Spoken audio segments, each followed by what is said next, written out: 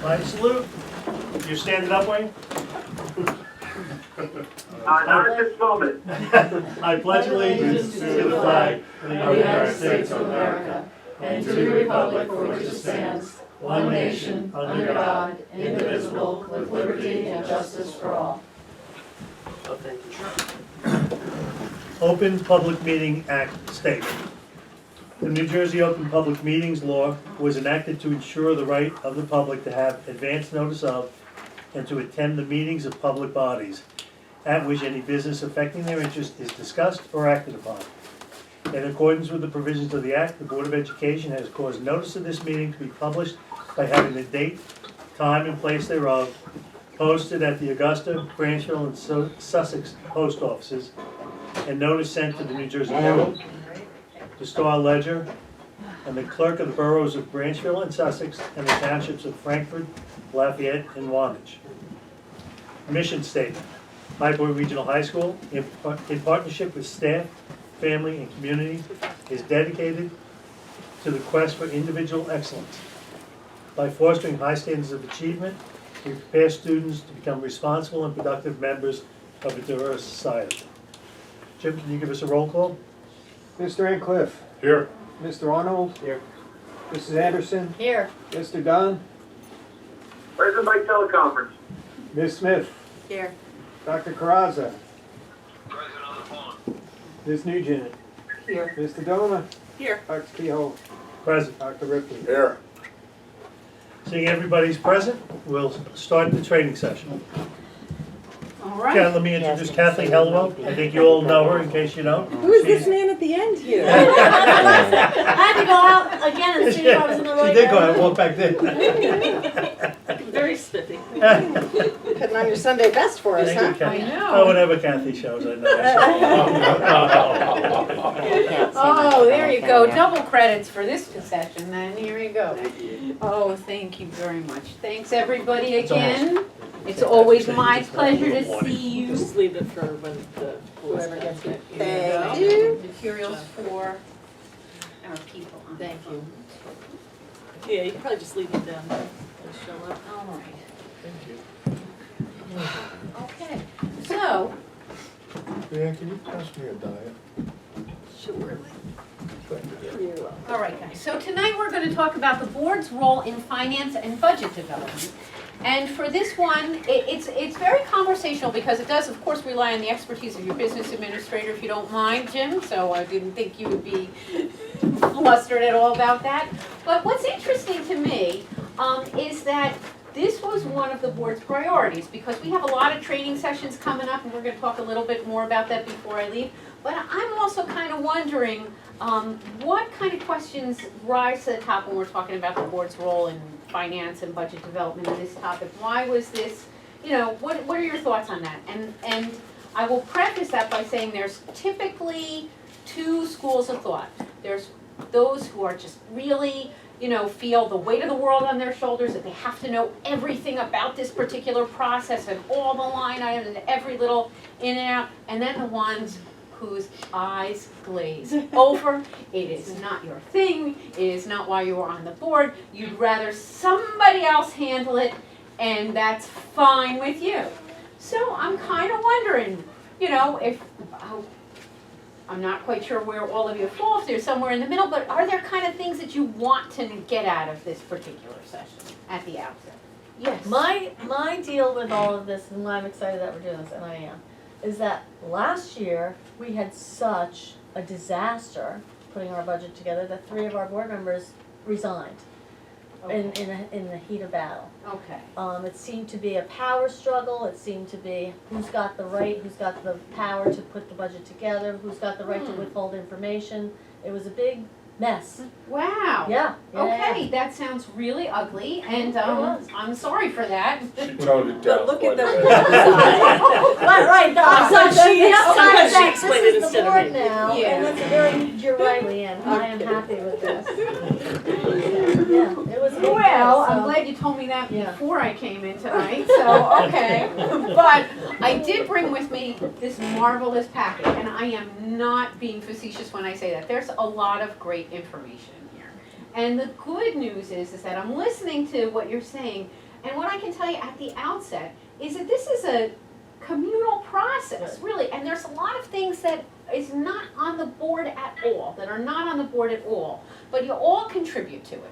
And you contribute to it in a very meaningful way as elected officials, as school board members. You bring your community in too, they have a different role, but it's not all on us, right? Most of the key things are on your financial professional in the district, right? Your financial leader. So that being said, I did bring a slideshow. I'm not quite sure how we're going to use it because I do like the packet better than the slides. And I will send you a copy of this. But I did like this one because I just want to lead at the outset that really this is, yes, it's absolutely you. It's and that's what we're here for, right? That's as dry or as scary or as anything in between as can be. It really is an endeavor to support your students in a very meaningful way. Not necessarily just to support the taxpayers. No, Right. no. The priority is the students, not the taxpayers. Right, and that's almost a little sneak peek into my next presentation to you guys, which is ethics, which is at a future date. And that, part of the code of ethics says that you are going to make your decisions based on the welfare of the students in your district, right? And that's not to say that we ignore the taxpayers, No, right, or their no. capability to pay, and I'm not saying that you would even imply that. But I just want to make it absolutely clear that if that's your gig, right, if lowering the taxes and scrutinizing what You shouldn't be here. everybody, then maybe there's another role for you, right? Maybe there's another role for you, because what we're looking to do is we're looking to fulfill the community's educational aspirations for the children at a price that we can pay. But the educational aspirations that we have for our kids and a thorough and efficient education, that's what we're here for, right? So that's why I'm very That's pleased to. New Jersey School Board present that. Association brains a wash. Keep listening. And what do you think about this slide, Bill? This is a nice, it seems kind of corny, and for those who don't have the privilege of seeing it, it's all about relationships and collaboration, or the graphics here, and that seems really fuzzy and warm, right? We're all hippie, Cassie with her hippie stuff. It's absolutely true, right? It's a team sport, and when it doesn't happen that way, then in the worst case, you get the kind of scenario that some of you had to live through, and I'm glad that we're all committed to avoiding that. So, in your packets, I'm not going to go through this like a school teacher, but we start at the beginning, No, right? I might have some. So in your packets, there's a green thing with some basic definitions here of terms you'll need to know, like what an encumbrance is, what fixed costs are, Oh my all god, I of was just that thinking stuff, about this right? the other day. So this is, yep, so Encumbrances? No, like the actual, I'm like, I'm gonna put together like a glossary of definitions so I know what I'm Is talking there a about. glossary yes, in here? period, and Right I here, beat you to about it, that. so it's right here. You I'm did telling something. you, this folder is a really great one. I can also send it to you electronically if that's easier for your record keeping, but this is, I really enjoy this package. I think it far outweighs the presenter in its value. And also, one of the terms that we need to know about, which you guys are familiar with, but that comes into play here is CUSAC, right? So there's different areas of scrutiny in CUSAC, and one of them is fiscal management. Now, CUSAC was revamped a couple of years ago, and now there are 15 indicators where I think there used to be 7. I have it all listed here, but what's kind of nice for you all to see is what it actually looks like. And you may not be all that familiar with the actual format. I have a sample in your packet. What you will see on your sample, which has the green and white and yellow columns, is all the different indicators, right? All the legalese for all the different indicators, and the point value for each, right? And they're not all, of equal value. And if you get a score, if you get a yes, you get a 1 point. If you get a no, you get a 0 point. And there's some kind of, this is what we're dealing with. This is the actual, this is a good thing for us to be familiar with. So this is what the board approves, right? This is your CUSAC score. All of that stuff. So that kind of makes us wonder, well, if I'm approving that, what kind of responsibilities do I have, right, as a board member? This is where it starts to get either very scary or very boring. All right. Well, overall, okay, we're developing our goals, right? And we need to make sure that we have the resources to support. You know, I talk a lot about goals, goals, goals. They're really at the heart of your budget, right? They really are. Everybody has different values on where they need to spend this money. There's a lot of, you know, our resources are very, very, very limited, right? So that's where that annual goal setting session and even more, and even looking ahead like a strategic goals, you know, template, like a strategic plan or something like that aids you on where to put these limited resources, right? And also to oversee the financial management of this district, which is just kind of checking off some certain tasks, which we'll talk about a little bit later. Those are basically what you need to do, right? Also, continuing that, you have to develop your policies and procedures that expedite your financial processes and all of that other stuff that's detailed on the slide. You have to monthly review and approve the board secretary and the school monies, the treasurer's reports. You have to appoint your auditor. At reorg, you probably do that. Your treasurer, if you have one, and your board secretary. You also have to understand what the expenditures are, and oftentimes that may mean an email or a phone call to Jim just to kind of make sure you know what you're approving, and also to understand and approve all line item transfers. I hear a lot about transfers from board members who, especially new ones, who are squeamish about those. They think that there's some kind of a shell game going on because we're transferring. Well, no. And Jim, you can jump in whenever you want. You are clearly, I bow to your expertise. But I think you would agree with me that that's just a normal part of doing district business. Right? Absolutely, we're putting a budget together now for the next fiscal year that goes from July till next June. So you're 15 months in the future trying to predict what you're going to spend on each line item, and things like electricity and heat and snow care and overtime and security, and all these costs are variable, and you might have to move a little funds to cover costs here and there. And teachers and supervisors and administrators and the superintendent may shift their priorities as they are needed throughout the year. Yep.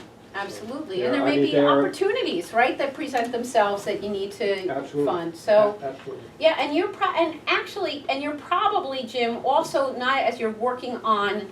I mean, we're working in the current budget, right? We're projecting outward to our next budget, but you're probably also looking backwards to see how you did with the former budget, right? To see how that. So it's a lot of analysis. And no one has the perfect crystal ball just yet. In fact, I don't even have any kind of a crystal ball. But that's where transfers really come into play.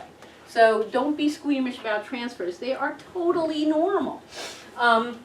There's also financial responsibilities we have in the planning and policy area. We talked about goals, we talked about policy also. But monitoring and evaluating your progress towards district goals, that's part of your financial responsibilities. Did we approve enough to fund our initiatives, right? I mean, that's kind of where it's at. In my territory, we have dwindling financial resources, right? Did we aim a little too high is sometimes the sad question that we have to ask ourselves. Do we have this kind of money anymore?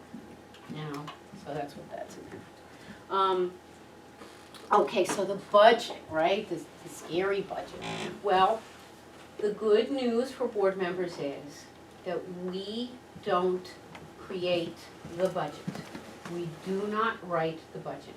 We don't decide what goes in what line and all of those things. I see a little bit of a smile. I hope everybody understands. I love coming here. I want a year time machine. I'm so Sorry. But it's true, but so. I have post-traumatic stress disorder. Well, of course you're gonna have that, because it's not our role. It's not our role as board members.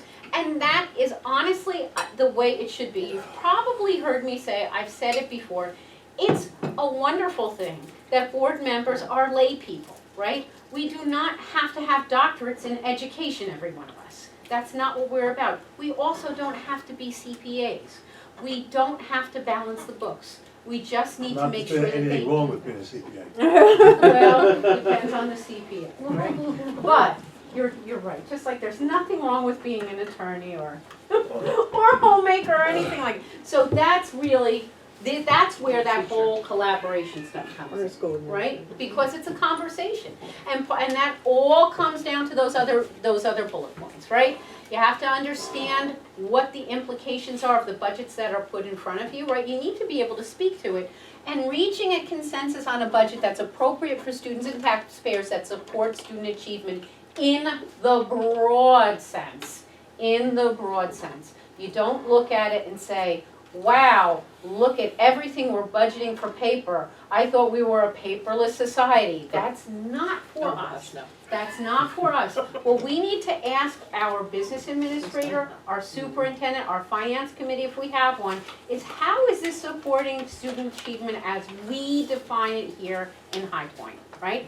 And that doesn't just come out of you. I mean, there's a lot of conversation that goes on that. It starts in the classroom, right? What do our educators need? What do our buildings need? What do our departments need? And all of those conversations happen throughout the year with administration. They are the ones on the ground. They know what's going on, and that's where they start to carve those aspirations to actual numbers. And they can speak to the board about how they are being funded. But the board doesn't put a dollar amount or a weight or this or that on the different individual lines of the budget, right? Does that make sense? Am I, okay. All right, very good. And also, that last one, you have to evaluate ongoing, how, you know, what's the implementation been like? Has anyone been really hurting here, right? Are there cushions that we didn't quite expect? Kathy, Yes. in the CSA review, isn't there an area within that there where the chief school administrator would be evaluated? Yes, there is. Yes, there is. So that's where you get the input. That's true, but, and you know what, in order to evaluate properly, you have to have a conversation too. You know, it's all, I sound very, ooh, but you do have to talk to each other, right? You do have to have these conversations. As far, going back to your responsibilities, there's responsibilities on the audit. You know, you have to select one, you have to accept the report, and if there's a corrective action plan that comes along with it, you have to approve it. Bidding, just make sure all of your bidding is in accordance with the law. Pretty much you can rely on your business administrator for that kind of advice. So is it Our a fair bid limit statement? yes, our bid limit is $40,000. Okay, So we rarely go out to bid, and I mean, for a project, we went out to bid for the last few projects. But, our expenditures don't exceed that on a 'Cause regular basis. and that's what the case with a lot of districts that have the QPA, right? So we're good. So that's another burden off of you. And then there's other continuing responsibilities. We talked about line item transfers, transportation. We have to make sure that that's funded. We have to approve the board secretary and treasurer reports, make sure that they match each other, right? In certain lines. And that's, and the bill list, you get the bill list with your board packet, I'm sure every month. And just kind of scan that if you have any questions. My advice to you is to ask the business administrator away from the table. It's just more efficient that way, and usually a quick answer can be provided. But if not, if the BA has to do a little bit of digging and needs a little extra time before the meeting, that's really the best way to answer, all right? Okay, now, you may be aware of, and if you are not, I will send you the link. We have a wonderful document that New Jersey School Boards prepared after working with the task force for, I believe, over a year. And we do a lot of task force reports, but this one really speaks to the heart of what, board members can actually do, right? And when they're at their best. Recommendations on student achievement and what school boards can do. And that was published in March of 2017. It's a comprehensive document. I believe it's over 100 pages, but it's, in a pretty easy to read format. And from that report, these recommendations came out. And these all have fiscal implications, right? So I'm wondering what you all think about that. I mean, requiring a high-level curriculum that prepares students for global competitiveness, addressing achievement gaps, seeking alternate funding sources, and engaging in shared services. Is there any thoughts that you guys have from High Point that you want to kind of shoot out there? Scott? We've consistently attempted to follow through on bullet point number 4. Finding a willing partner to share a piece of chalk has proven quite daunting. We have attempted to share every level of staffing and other services. It is exceedingly discouraging because with the state aid cuts, if we do not start sharing, the business model does not work. We still have 4 more years of profoundly deep state aid cuts that are going to force the hands of boards and administrations to acknowledge that there must be sharing. If there is not, in my opinion, our ability to fulfill bullet point number 1 is profoundly compromised. And for those listening in, bullet point number 1 is there in the top for a reason. It is to require a high-level curriculum that prepares students for global competitiveness. Okay? So thank you for speaking to that. I think the board will take that under advisement. But again, there's that keyword sharing, right? So it's not all, you're not in full control of that. This board has demonstrated their desire to do so. Okay? And we'll continue to, I'm sure, right? Yes. And if I may just interrupt, well, on a Absolutely. side note, with regard to point 4, luckily, Gail introduced me to Ralph Smith, who's the Frankfurt president, and we had discussed the shared services, or just getting together to talk, and he followed up with me, and he's talked to his super, who thinks it's a good idea, and I told him I had reached out and spoken with Nick from Sussex Swanage. Did not speak with the person from Lafayette yet. He said he would reach out to Lafayette and we would try to get something together, at least a meeting of the presidents to get something started, even if it takes slowly. You know, I'm seeing a little bit more of that type of action in the field, as it were. I mean, where my home district is a regional high school, and for the first time, those board presidents for the sending districts and the regional are also meeting to start to discuss shared services. And I don't think it's a coincidence that it's following the sorts of realities that we have in state aid that we're facing. I will tell you, as working in a district that does, we share a lot of people with a lot of different districts. It does present its own challenges as well. Yeah. Right. Well, if it was easy and seamless, everybody would be doing it, right? Right. And we'd probably have a different structure than we have right now. You know, that whole regionalization word is kind of popping up like a phantom in almost every conversation that we have these days. But it's something to think about. Yeah. Interestingly enough, too, the shared superintendent job, I was just talking with some colleagues, you know, about this. Those arrangements seem to be falling apart. Yeah, interestingly enough, I mean, I can name 3 districts right off the bat since I started that dissolved that type of arrangement, which is interesting, right? And I think that, so, there's a lot of challenges there, right? Sounds great on paper, Yeah. and in a lot of cases it works. And some districts may even be considering doing that, which would be, It's helpful, Wonderful but if you got the there, right players. it's one of those things that I've learned where you have to think about it before the problem occurs. Who owns the contract? You know, who are they responsible? If it's a teacher, you know, how many faculty meetings do they have to go to? You gotta look at all those. And then, okay, well, if you're sharing the day, like we have people that start in one district and end in our district in the daytime, in one day. So it makes it a little bit crazy. All right, well, what day are you gonna have them and what day are we gonna have them? And, oh, well, what if it's an early dismissal in our school but not in your school? Like, there's a lot of those logistical pieces that you have to really think about in advance. And it's, I mean, obviously it works. We do it for a number of staff in my school, but it definitely has its challenges. That we're kind of always like on the fly making decisions to overcome them, but. There's a lot of Sure. communication involved in that too, and that's tough sometimes. Well, yeah. that's exactly what I was going to Oh, say. You sorry. know, no, sorry, I wanna hear from you, not from me. I am boring. I'm not You're a not. school board member. Come to my classroom, you're I'm not a not school boring. board member All right. anymore, right? So, yeah, it's all about communication. Like, what are the hard realities so we can address them proactively rather than saying, you know what, I'm gonna back away from this because this is a little too scary and it didn't work out in X, right? Yep. So, anyway, it's all about talking, right? This is a little bit boring, this slide, I'm sorry, it was just kinda in here. But the payment cycle, this is how you get your bills list, right? First there's an appropriation, then it encumbers, blah, blah, blah, blah, blah.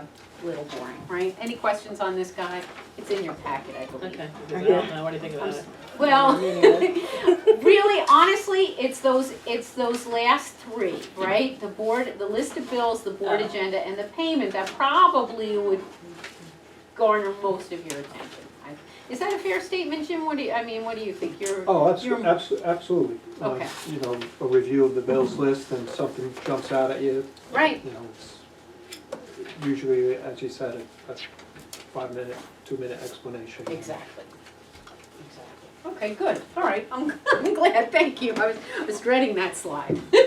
So, now, I've told you, we don't write the budget, right? Our BA does that, right? But there are considerations that he needs to make that I think that you guys need to be aware of. And this, I actually may send you this in, I think we have this in your packet also. But these are the sorts of things that your administration needs to consider as we're going through the budget. It is a substantial list. Does anything kind of jump out at you guys from this? I mean, we have, for our friends on the phone, the educational program and the vision that we've been talking about. Enrollment projections, right? That's hard. Yeah, that's a big one. And that's different in different areas of the state. That means very different things. But it's also tied to you know what, right? Our state aid. Staffing levels, that we were talking about. Shared services may be a way to do that, but there's, you know, considerations for that. Obviously, our collective bargaining agreements, inflation, you know, especially in healthcare, right? That's a big one. Equity in spending across schools, which is not here, we're one school district, but similar grade patterns, right? That's something to examine. And equipment, facilities, that sort of thing. We're not done yet. Transportation. That's a big one here. That's a So huge so one, So large. That is a huge one. Your surplus, if you're fortunate to have that, you know, evaluation of what you're going to be getting in, which changes, and it changes at a very bad time often, right? What's your long-range technology plan? What's your long-range facility plan? What are your number 14 special education costs? Jim, did you want to say anything about that or anything else? Special education costs, in my recent experience of doing analysis, if, say we're around 17% special education student population, Right. it accounts for about 20% of the budget.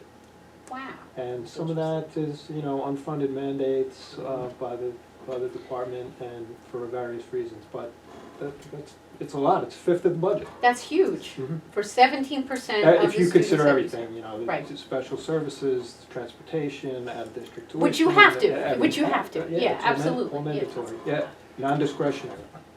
Completely. When I do Gov2, we have this pie chart where we talk about all the components of the budget and blah, blah, blah. And then the visual at the end is, well, what do we have to play with, right? What's discretionary, and it's a very thin sliver. It's 10 like to 12%. It can be even less than that, Yeah. Scott, absolutely, absolutely, so, you know, Gov2 is a bit of a downer. But, you know, that's the reality, and so thank God we have our BA to rely on, right? Now, you have a finance committee here, or do you still, okay. So now typically the way a finance committee works is they work with the BA's recommendation, you give the full 360 to the members of the committee, and it's a conversation, and they recommend, ultimately you get to a point where they say, okay, we're good for this, right, and here you go, board. Does that, you're nodding, it seems to be the procedure that you're following currently? Or? Yes, we pretty much follow the calendar. There's always a handful of topics each month that change each month. And then we include the finance section of the upcoming agenda Okay. in the finance committee. You know, Sure, I'll that's review another- that section with the finance committee. And of course, budget season, audit season, Right, Goes right. with the flow of the school year. Okay, thank you. I appreciate hearing that. That's exactly the way to do it. And when we're looking in our folder, I have a couple of documents that relate to that. Let me see where I have. We have school district budget development. Very wordy, but you know, keep them in your car so when you're waiting for someone, you can read this. It's very exciting. I also have a school, you may have seen this before. Second to last thing on the left side is the board responsibilities calendar, right? So there's a lot of great stuff on there. And that all works with what Jim was talking about. And I believe I have in here somewhere, I asked for it, is it in here? A sample board calendar, and for some odd reason, I drove that woman crazy to get it printed, and they didn't put it in. All right, I'll send you a sample budget calendar for 2020. Is it there? That's it, it's green. I wasn't expecting it to be green. I was just Thank good you. at finding things. It's beautiful. Really an expertise. So, that's great. You'll be good for Serving the kids board then. already. We'll do Very some things good. in their rooms, Oh my in the God, house. right? Yes, that's exactly what Well done. Got it. What you can't to me, I'm That was green. What I said. Oh, you don't care, okay. You Okay, can share so with now, me. Are we looking at that now? yeah, that's just for your reference, and that'll become outdated very soon. Okay. But, you know, by May, the next time I see, well, actually, no, not the next time I see you, but, you know, by graduation, all that'll be outdated and it'll be replaced by something else. It'll be hopefully on the Department of Education's website in a timely manner. Took it at a devil of a time trying to find those dates, but I did. So that's that's a huge date. Now, as part of your Gov2 training, we do say that the board has to approve the budget calendar, so that's something good for you to know. In our slides, at one point, we had the word develop, but that we had to develop the budget calendar. We don't have to do that. There are requirements that we have to follow through on. So we get a list, we approve it, and we make sure we stick to it. And a lot of that, and one thing that's becoming, that's something that you need to keep your eye on is is public input, right? Years ago, and some districts have to actually do this, when we had our school elections in April, we did a much better job about communicating out what our budget meant, right? You know, I have here the budget comprises, and I'll get back to that, what I have and what your budget is, right? So it was our jobs as school board members, this was a little bit more in the front of our mind, how to communicate to our public and how we could let them know that this is actually what we're approving, right? This is what we're creating, this is what we're putting out to you guys, and this is why you should be approving this, right? We're a little bit rusty on that, but it's still important that, in fact, it's a requirement that we have the preliminary budget presentation and we take comments on it if anyone wants to offer commentary. Well, they do. I know that. I know. And it's important, So right? it's- And the other thing too is that it's the same type of rules for public comment. You're there to listen. Yes. You don't need to, Respond. you're not there to, you know, make it a Q&A or respond or go back and forth. It is your duty to listen and to kind of use those thoughts to inform your decision making. And maybe take that back to have a conversation with the board. And with your business administrator and superintendent, with your administration. One little story from the field. I was at a board meeting where they were set to vote on the budget. It was the final vote, we're sticking to our calendar. This was like the last board meeting before we had it was gonna be all wrapped up. November election. And a group of students came to that meeting and they advocated for raising the tax levy for more support in, I believe it was the area of guidance. And it was a particular core of students, there's more than 10, I can't remember exactly the amount. And then all of a sudden, someone made a motion to raise the tax levy and add it to guidance. And I'm kind of wondering and it passed by the thinnest majority, but I'm wondering, what are your thoughts when you hear that? Thank you. Those are stakeholders, and they're living it. so you gotta listen. I think listening is good, I don't know that.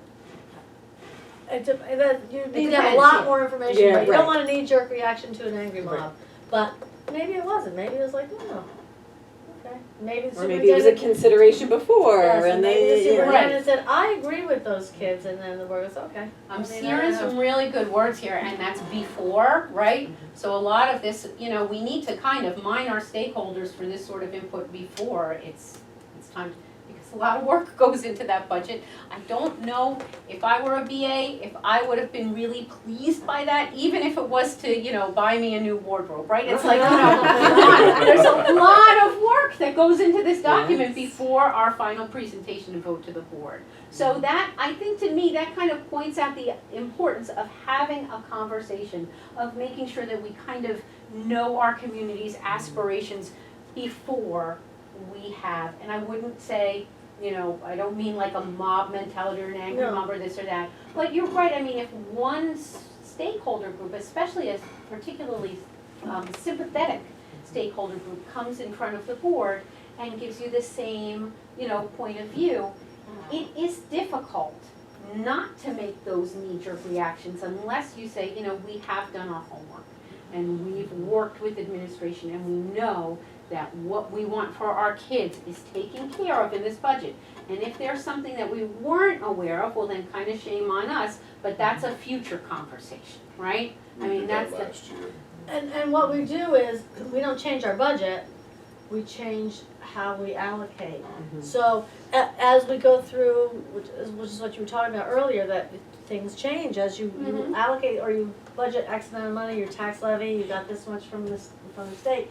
And then, if situations change, like we need more time with the music teacher and or the special ed aides need to, that are full-time need to stay full-time, we're like, okay, we can do that if we do this, so then we make adjustments. right. And those adjustments come from administration, those are the yes. brainchild of administration, Yes. who know. 2 years ago, when we did realize a $90,000 increase in state aid, we did change the budget from what it was in March. Yes. And we did reduce the tax levy by that 90,000 by the April presentation. Wow. But not at the, not because somebody at that 11th hour said Right. something and we changed our whole budget. Correct. Well, that was a really infamous Yeah. year, I know exactly what year you were Yeah. talking about, and that really, we said, oh, never again, and then it happened the same way the following year. So, yeah, it's interesting.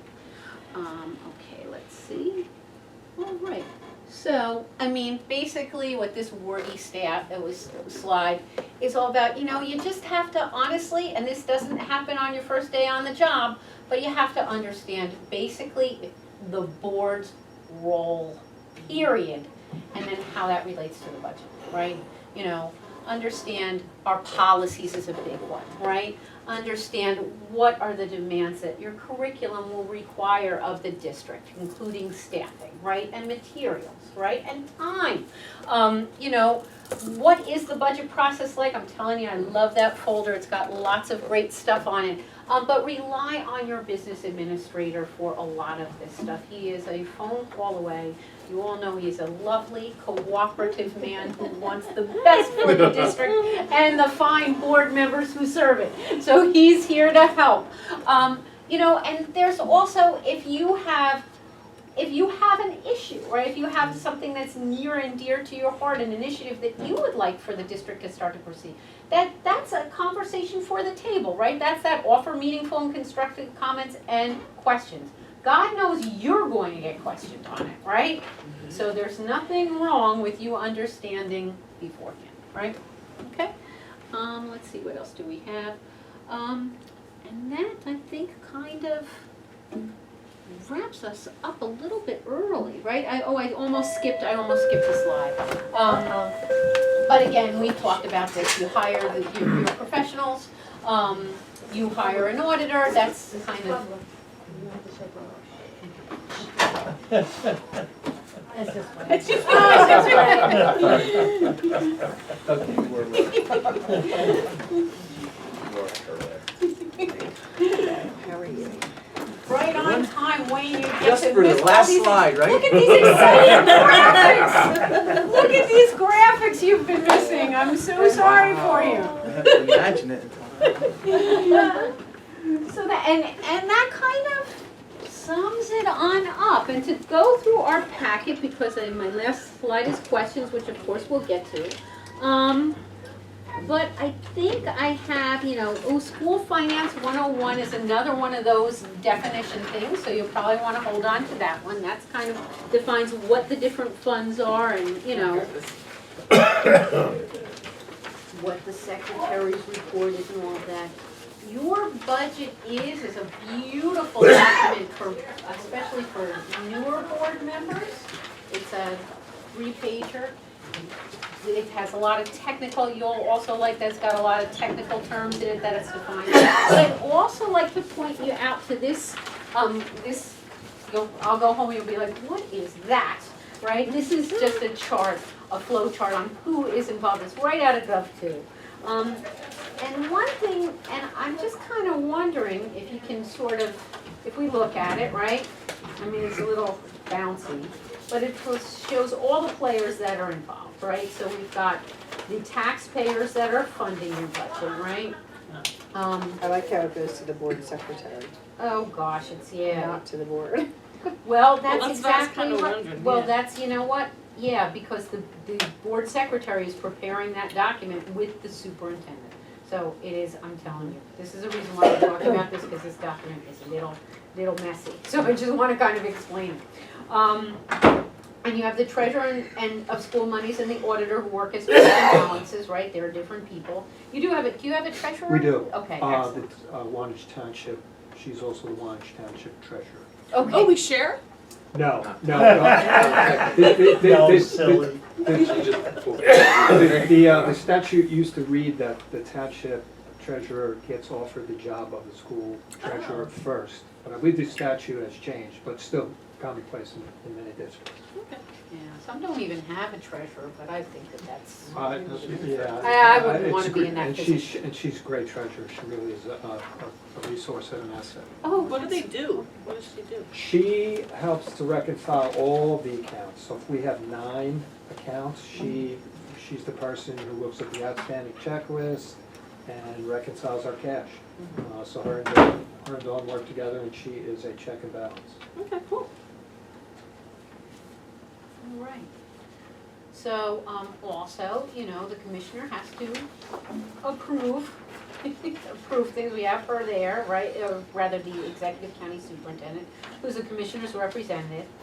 We have the good old municipal government here. You remember the days when budgets failed and they had to go, and if they did, right? And if they did, yep. And if they did, I know, then the municipal government had to create the budget. And it was a conversation, but not the kind of hippie, happy conversations that I Yeah. promote between the board and the municipal district, the governing body of that, what that budget's going to look like. And I believe it was 2010 when all of those school budgets failed and town councils were very busy. It was really something else. Right, Um, no, we didn't. So yeah, so it'll be interesting because some districts are moving their elections to April. Interestingly enough, yeah, I know, we've been, some willingly, some unwillingly. Clifton actually, I also work in Passaic County, they were all excited because they were moving the board was, because they were moving their elections to April. It's gonna take the politics out of it, the people who care about the schools are the ones who are gonna vote, it's gonna be fine, we pass our budgets every year beforehand anyway, it'll be great, we're very responsible, so I was happy for them because it was a board's decision, but they're going right back to It was a November, they disaster, tried it right? once. Didn't Freedom do that? Well, Is it Freedom state? is Twice they tried. That They is- moved it to, like, the township committee voted it to go to back to April. But then because of the timeline, the board voted to take it, move it back, and they've done that 2 years. We're having And enough I time think to there do was it. something that Yeah. happened like that in Frankfurt. I don't know, I I heard. don't remember that. It made no sense, What are some of because these the, dotted trying to lines do it. versus? I don't. So, okay, all right. I never asked that I question. think the then. reason why they're dotted lines is because they don't work, well, I mean, that doesn't protect and In an work org for the chart, board that's usually just secretary. communication. Right, I mean, these are not employees, they're not employees. But you know what is missing from that, which I regret, and we've actually, it looks a lot better on Gov2. But you know what's missing from that chart is the students.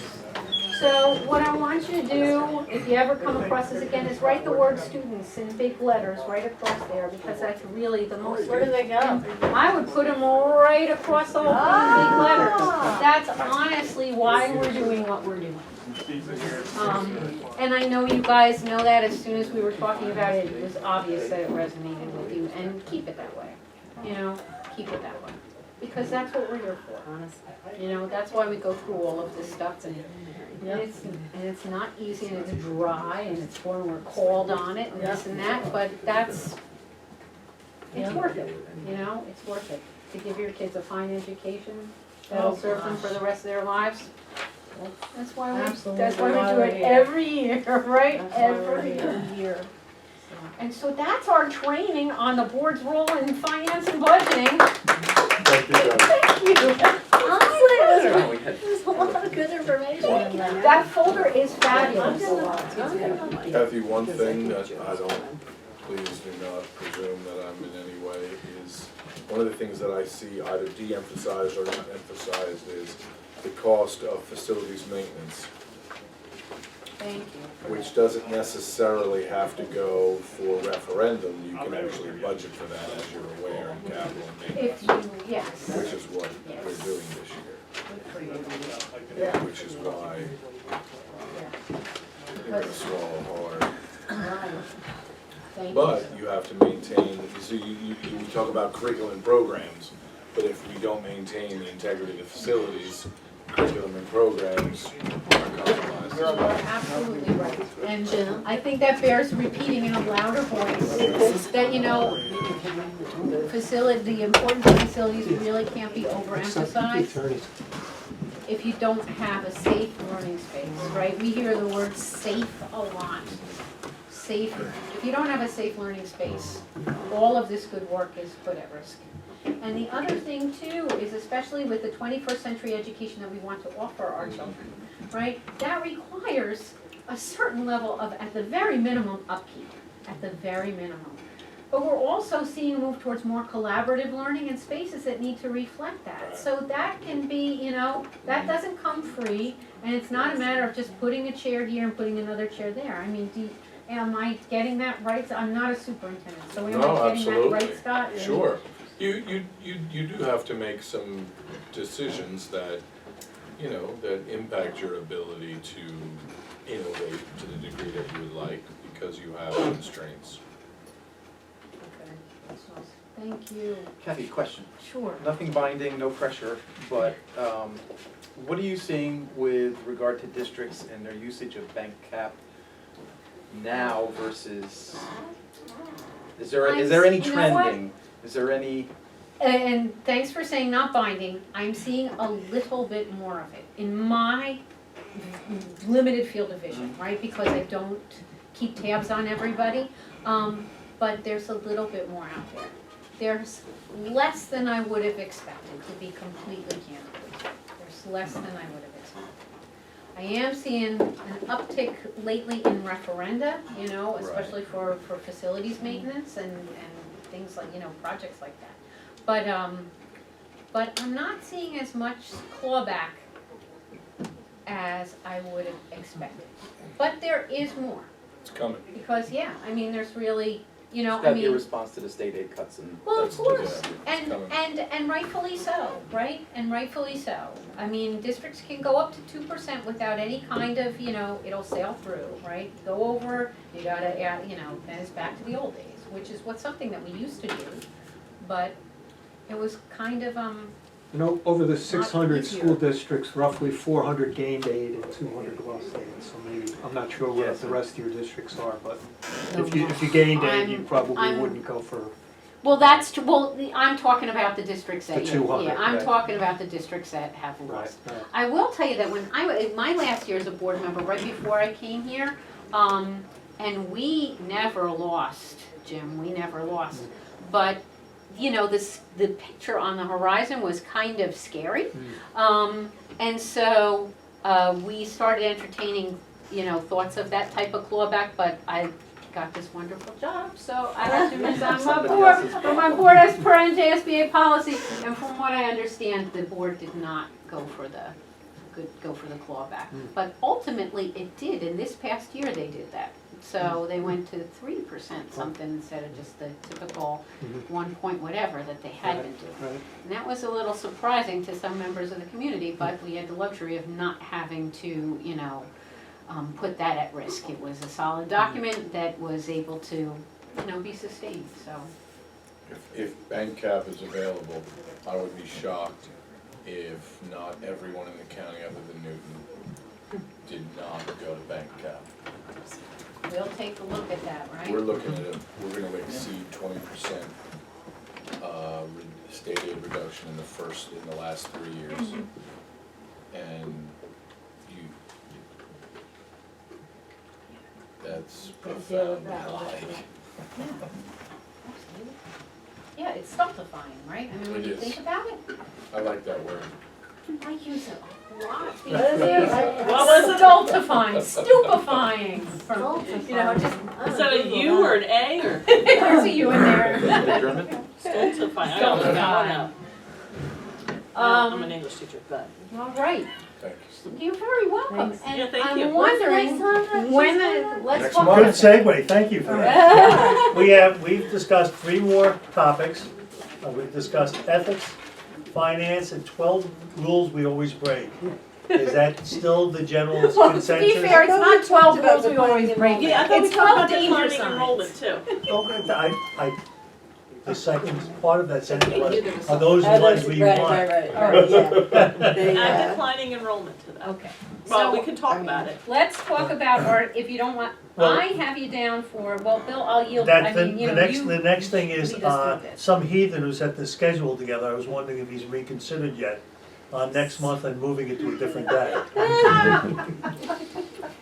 What the corned beef sandwiches? And something to wash They it down don't with put that too. in Ireland for crying out loud. Alright. If we can go and share a cocktail at the Cottage Inn that night, then I think we should. there. Oh, You're right. That's the one year, one day of the year, I can't stand it. The 16th? The 17th. No, I know that, But we're supposed to have ethics training that night. right, so Yeah. we just have to, I- well, at that meeting, whenever that meeting is scheduled for. Does that sound like fun? At this point in time, we're scheduled for the 17th. Sounds good, okay, so that'll be at our typical 5 PM start time? Yep. All right, We have sounds talked good. about May being the next training. Yes, I do have you on the calendar for May the 19th. Correct. And so we still need one more at some point during the year. Well, What do we do? What my do we keep June from is May wide 19th? open, but I don't know. What's that? I'm sorry. What are we doing Well, now? I have you for May, and I have down 12 common mistakes, but we can change that. I mean, if you got, Want to and, do it and I- declining enrollment? Well, what are the other choices? What Well, else we we had talked about 12 mistakes we always make, Uh-huh.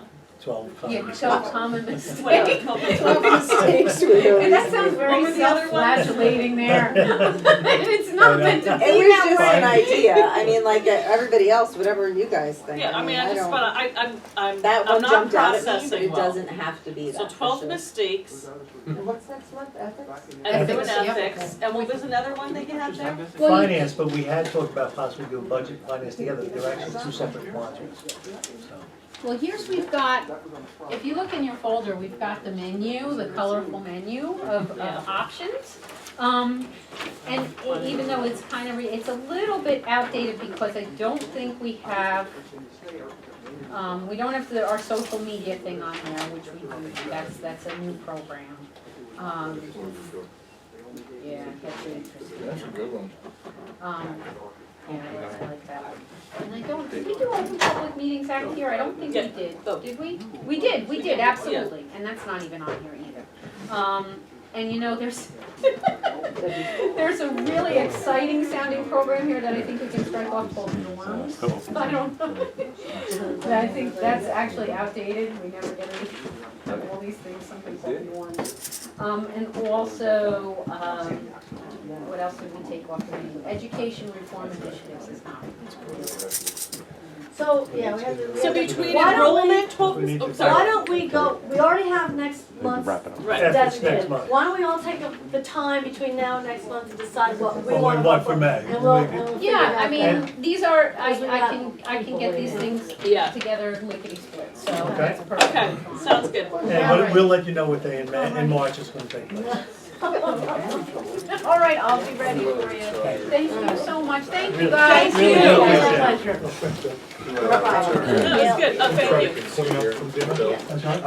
you. Are we exiting? Oh, yeah, do we need to go into exec? Do we Yeah, have sure, to close yeah, the? yeah. Yes. Wait, hold on. Everybody, Okay. everybody, could we sit down for a minute? Oh, sure, sorry.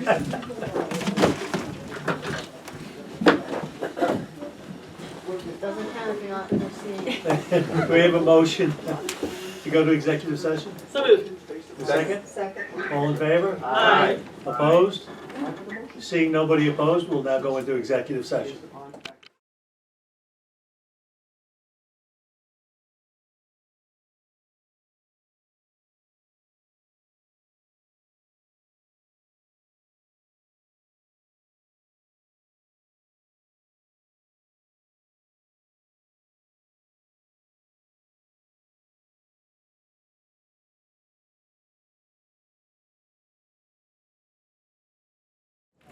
Motion.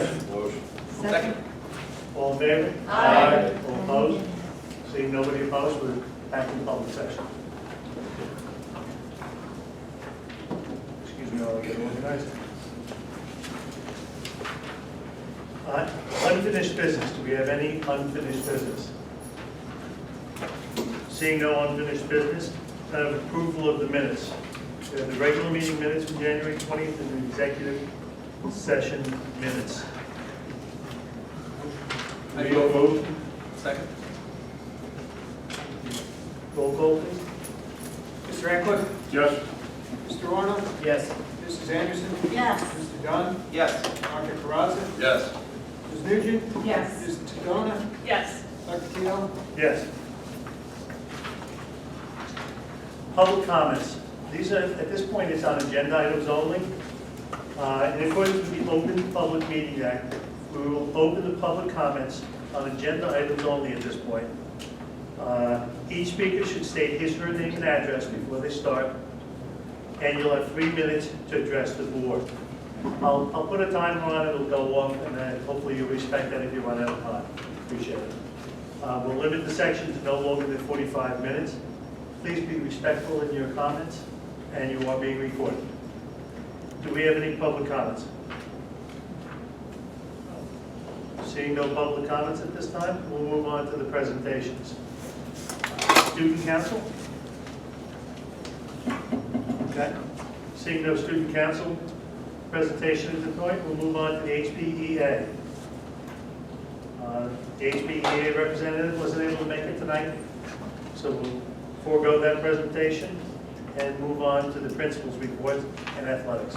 Are you here? Good evening, everyone. Good evening. Say this thing, talk both ways, as we always try to do. Okay, I have a brief report to speak about this evening.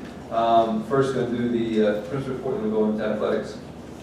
As we begin to get into the February and almost March season, it's amazing that we're already building the schedule for next year. So the 2020-2021 schedule is in full mode. With the guidance counselors and Jonathan and the team are working hard on that. Right now, currently in February, March, what it looks like in terms of the schedule build is all of our in-house students get scheduled, work with the counselors on that. They've already put their course selections in, which is where the students choose the courses that they'd like to have for next year through Genesis. And then towards the end of February, beginning of March, our counselors with case nurses will go down to the center districts and work with the 8th graders and schedule them as well. So that's what kind of February, March looks like, and that is in full mode, so we're excited about that and looking forward to building the master schedule as well. Some school accomplishments. The mock trial team lost in the county semifinals. Unfortunately, a very, very, very close match. Has never ever seen one of those matches before. It's pretty intense. They're very, some of us have different perspectives when we're sitting on different sides of it. They're very intense. It's a couple hours usually that they go into. Was able to make the finals this time because we had 2 events going on at the same time. But according to what the students told me, and also the advisor, it was close. I believe Spencer probably remembers some of that time period from a long time ago. It was very, very close. Coin flip, maybe could have decided it. It was that close in terms of the points. And there's a whole rubric that they go through to score that on. But congratulations again for them to get into the county semifinals. Hopefully next year is a different outcome for that. Really great, again, talking about public speaking and all those things that become part of that. It's not just about the legal aspect of it. There's so much more that comes out of that and being part of that activity. So the students really enjoy that. A little update from our social media ambassadors. We have an event coming up in March, I believe it's March 26th, but not knowing the exact date, where our students are going to go back down to Frankfurt Township High School, Frankfurt Township Middle School, and they're going to work with Mr. Brizzi and give a parent presentation on digital citizenship.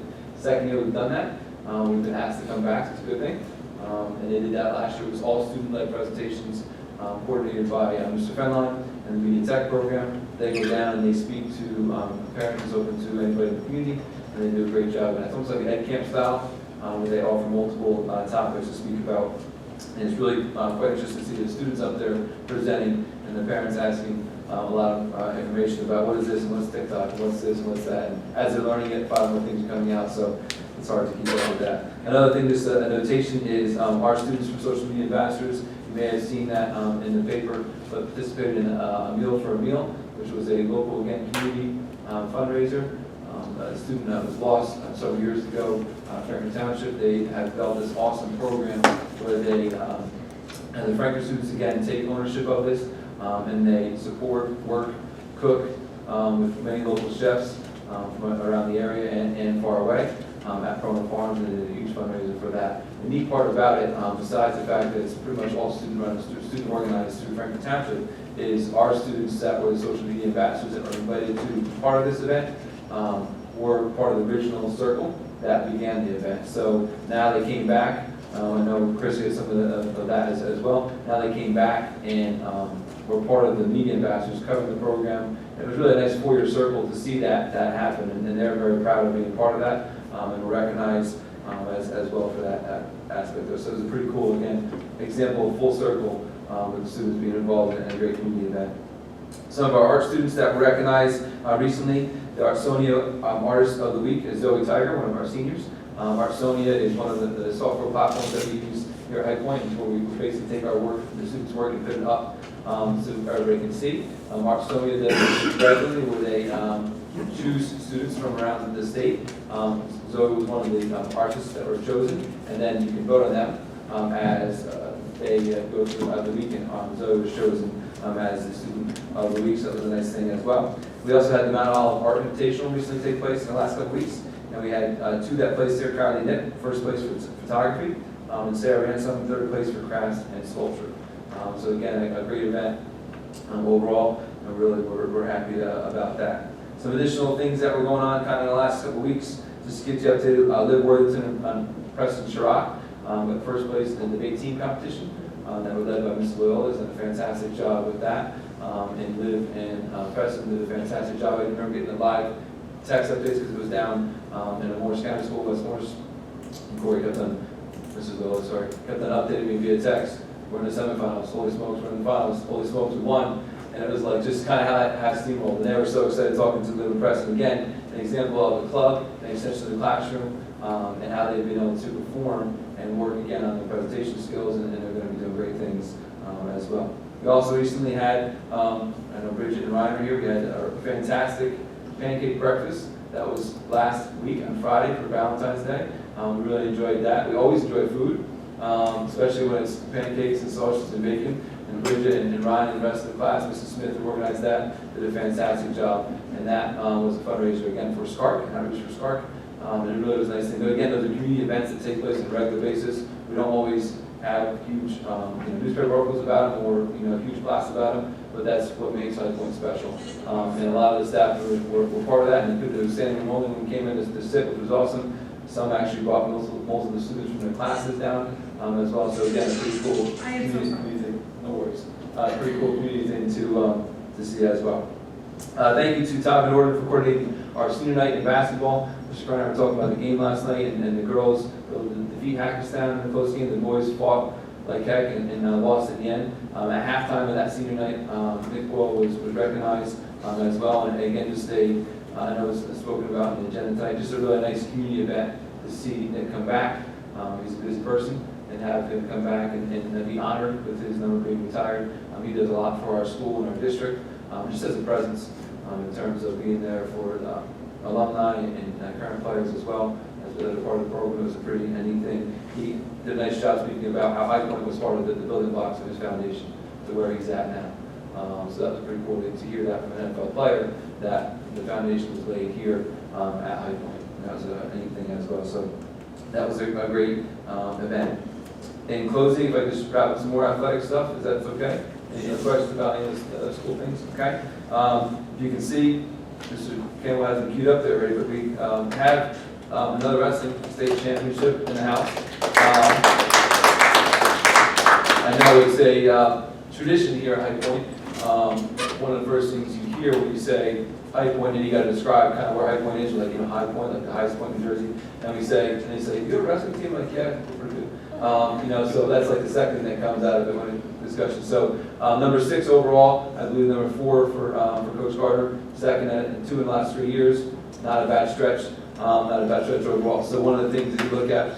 6 for Coach Gardner. 6 for Coach Gardner. 6 for Coach All Gardner. 6. All 6 with Johnny. And that changed too, because our groups have changed over the course of time. So very, very hard match. The team, I thought the article in the Herald today was excellent because it talked about team and how individuals that may have not, been the number one spot all the time stepped up, and that is an important part of wrestling. And I've seen many of those matches down at Tom's River before, and it's all about everybody's efforts together collectively, not about one individual. Like it's now going into the individual districts coming up, but it was really great to see those individuals step up and actually talk to Nick and Holly today a little bit, because he's had a challenging course of time, some of the things that are going on, and Nick wouldn't mind me sharing. So he's really overcome a lot of that, and to be called and say, hey, you're up, next person up, that's what happens, right? And the independent kid, that's pretty cool. He said he felt pretty good about that. This is his goal overall. So congratulations to Johnny, to Billy Smith, to Mark Belcher, to Coach Thomas, Coach Bang, and the team on that. And good luck in the next step along the way. And last but not least, spring sports are coming, March 6th, a couple weeks away. So it's been okay weather-wise, so hopefully that maintains. Hopefully we don't get any March snowstorms that will throw us a loop. But so far so good for that. So yeah. Okay? Any questions on any of that information? I know a lot at once, but okay. Thank you. Thank you very much. And curriculum and instruction, Mr. Campbell. Thank you. Good evening. Thank you. I will be brief. It's my anniversary tonight, so I have to Congratulations. 24 years. Your athletics. Congratulations. Thank you very much. 24. I know. I would have said, do not come here. This is, listen, she's in the city at a track meet with my daughter, so. We got married on President's Day weekend, so we always have a 3-day weekend. And if you ask why, it's because we married a beautiful woman with beautiful curly hair. July doesn't work, so you gotta go February, Mr. Gardner and I began coaching together, our first seasons together in 1995, and I said to him this morning, you've come a long way. I coached a sport where qualifying for the states was a sense of accomplishment, and they are perennial powers throughout the state and the region. Mr. Thomas, I shared an office with him, and I was frequently scared, but he is. Love you, Mr. Thomas. What a great fact that he's still coaching, because he's really a connection to the 1970s, perhaps. Graduated in 71. Terrific. So the 60s. But I was just going to say, because we had our 50th thing at the Blue Building at the fair a long time ago. He was allowed, but because Coach Ansbach, may he rest in peace, allowed Mickey to come up and practice with the JV wrestling team, which is all we had when the school opened in 1966. And so Mickey's been a part of the wrestling team since it opened in 1966. And while we're speaking of legacies and High Point athletics, I, on behalf of the school, express our condolences to your family for the passing of Mr. Norman Anderson, who was a really seminal figure in High Point athletics and a wonderful person. So we're sorry to see your loss and our loss. Thank you. We also had Nick Boyle here last night. Mr. Talman and I both had the opportunity to coach him. He was a lot smaller back then. But it was a nice night. Nick is the kind of young man that were he to be working at Selective or at ShopRite, you'd want to see him because you just want to spend time with him because he's just a great young man. So kudos to Mr. Van Orden for putting that together. It was a really nice night. Just a few quick things about our continuing articulation with the sending districts. In late January, Mr. Giordino and Ms. Riccardi in the Performing Arts and the Fine Arts departments coordinated our 5th annual district art celebration. Students from High Point and from Frankfurt and Sussex Wantage and Lafayette and Montague were all invited to come and participate. And it's a very nice communal event for basically elementary school students through high school working together, practicing together, and then putting on a fantastic display. This year we added a gallery so that our fine arts students could collaborate and display some of their fine artwork. And I mentioned this in the past, but for 4 consecutive Wednesdays in March, High Point will host a county-wide professional development event. I say I host it, we're the site, but it's really a collaborative effort with Frankfurt, Lafayette, Sussex Wantage, the charter school, and High Point, but we've invited the whole county, and we're looking forward to those 4 events. As Mr. Talame mentioned, our students are scheduling, and we're excitedly looking forward to the master build to see what courses are hot with the kids and what's going to run and what's not going to run, and the process continues from now all the way really until June. The main thing I wanted to speak about this evening, though, was the enhancement that High Point has carried out in its special education department and in its transition services. Philip there, that was on his first day on the job here at High Point, and we have a Zamboni machine now, so who doesn't want to work when you've got a Zamboni machine? But Philip's got a great spirit. He's working for Maschio's, and we're very proud of him. We've clarified and tried to bolster the transition services we provide students through a 3-year sequence that you'll see here. In-house vocational skills, off-site job skill work, and then on-site employment. And Mr. Carter has done really an excellent job taking an area that needed more attention and making some significant progress towards that. And here this evening we have 3 parents who were instrumental in our recent improvements. But thank you to Mrs. Klein, Mrs. Post, and Mrs. Portilla for being here this evening, for your support, and for your collaboration in trying to improve our programming. Unified athletics and physical education is something that's going to be an enhancement of our extracurriculars. We have a lot of students with, from a variety of backgrounds that are participating in golf and bowling, and this year our track program is going to be enhanced to another level. I think we have a couple of possible track athletes in the house. We also have a physical education program where students of multiple classes are working together through a buddy system to provide a really meaningful health and phys ed experience. So there you see we've got bowling and golf. We're going to have track events where we have students in the unified program sort of partner and buddy in traditional track meets, and then we will have 2 track meets where it's unified programs from around Sussex and Morris County come together. So we're excited about that.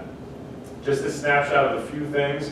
I Can Bike over the summer. Peer Buddies, I think, is one of the best programs we have, where students in Mrs. Smith's room go up to 120. They've got board games and all kinds of programs that they get involved in. Mr. Carter oversaw a community resource fair along with our CPAG. We recently had a visit to SCCC, exposing students to the trades. We've had several curricular groups that have come in to bolster in-class consultation about how to help prepare students for career and skills that are needed outside of High Point. And there's the chef extraordinaire, the pancake breakfast. There's a great spirit in room 113. Whether it's lattes that are delivered custom order, there's just a lot of love, and this year an increased interaction between Mrs. Spistons and the student body, and a lot of really healthy, strong programs.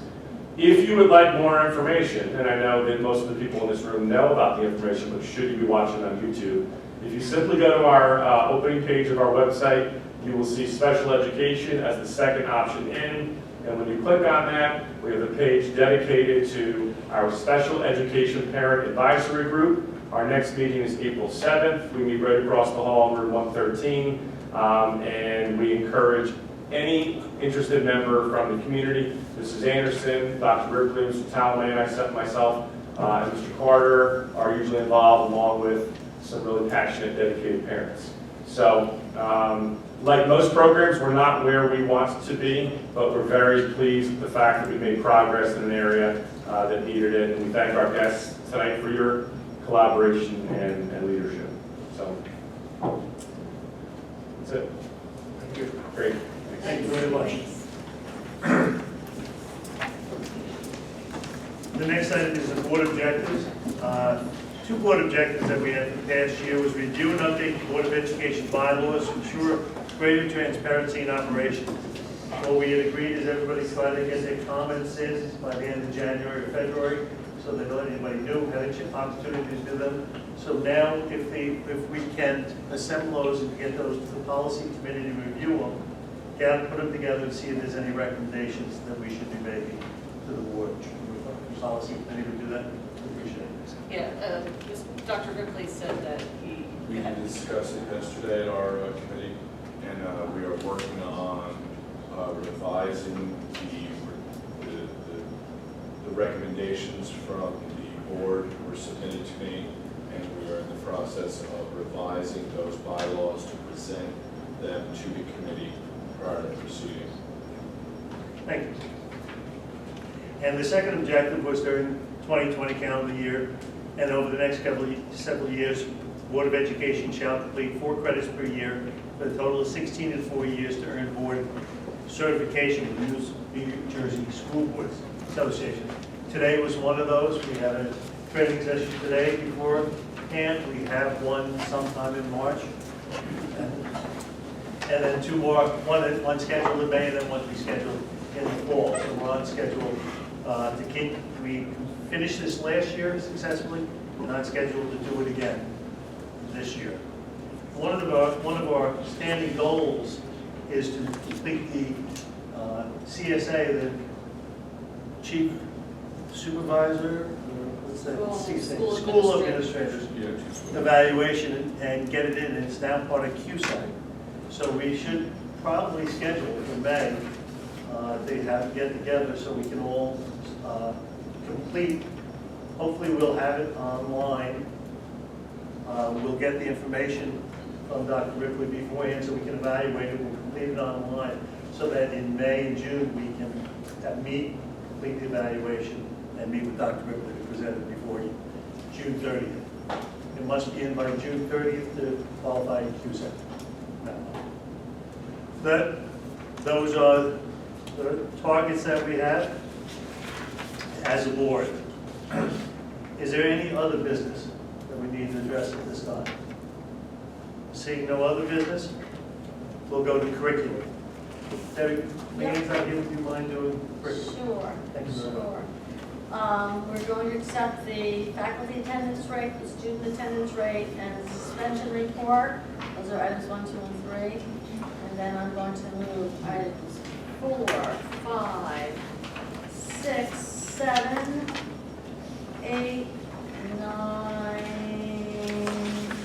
10, 11. I gotta see. That's it. Phew, that was a lot. So 4 through 11, I'm moving. Number 4 is that we approve the harassment, intimidation, and bullying report for January 20th through February 18th, 2020. Number 5 is that we approve the curricular and co-curricular field trips as listed on our attachments. Number 6 is that we approve the professional development activities as listed on our attachments. Number 7 is that the Board of Education accepts the grant for a unified track program in the amount of $2,500 to cover the costs associated with the program. Number 8 is to approve Mark Wallace as a volunteer guest speaker in the technical education classes on an as-needed basis for the remainder of this school year. Number 9 is to approve the Uniform State Memorandum of Agreement between education and law enforcement officials and the Article 12 Annual Review. Number 10 is that we approve the Memorandum of Understanding between High Point Regional High School Board of Education and Sussex County Sheriff's Office. And number 11 is that we approve the Memorandum of Understanding between High Point Regional High School Board of Education and the New Jersey State Police. And moving items 4 through 11, I need a second. Second. Anybody have any comments or questions? Okay, roll call. Mr. Arnold? Yes. Mrs. Anderson? Yes. Mr. Dunn? Yes. Dr. Karatza? Yes. Ms. Nugent? Yes. Ms. Donna? Yes. Mr. Ankliff? Yes. Dr. Kehoe? Yes. The next item we're going to move is personnel. Okay, I'm gonna go with number 1. It's recommended by the superintendent that we accept with regret the retirement notification of Karen Jackson, school nurse, effective July 1st. Second? Any discussion? Yes. Thank you. I never know how long anybody's been here, but John, 16 years. 16 years, okay. I remember when Karen came along because we'd only had one school nurse until she showed up. And she is a nose to the grindstone girl. She would sit in that office and make sure those kids got what they needed. The forms were filled out accurately, the reports were made, and she just hung in there through thick and thin, never really said much, just got the tasks accomplished. And then a lot of mandates came out with special needs students needing special nursing requirements with field trips, and Karen just said, okay, how are we gonna get this done? And she just worked and worked and worked and worked and worked to get her job accomplished so that the kids had what they needed. That was her goal. She wanted to make sure that her kids had what they needed. And she's a funny woman. She's quiet and very to herself sometimes, but she's gonna be missed. Her presence, if she's not out there tap dancing, she's gonna be missed because she took care of her kids. So I hope she has a great retirement. Yeah, I'd like to say that Ms. Jackson was always willing to go the extra mile for the district, for the administration, for the staff, and for the students. And that's not always a quality that we see here in the 2020s among professional people. And she is that, and she did an exceptional job in ensuring that all our bases were covered. The job has changed significantly from when I started in education. When you talk about mandates from the state, they become incredibly Byzantine, extensive, and overwhelming.